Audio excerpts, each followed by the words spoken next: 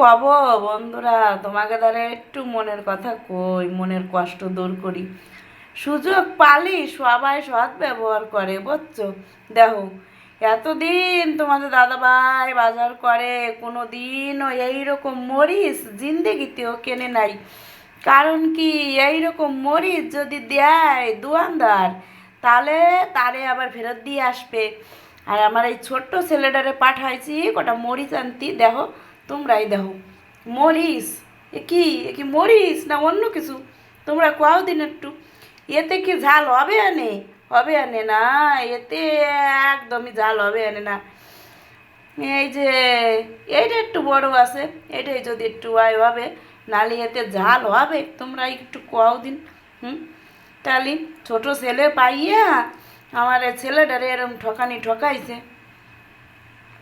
এটা কি ঠিক? মনে হচ্ছে কি সেই সবজি এলারে পালে এই কটা সব মুট করে ধরে তার মুহির মধ্যে ভরে দিতাম, যে তুই খাইয়ে দেখ ঝাল হয়েছে কি না।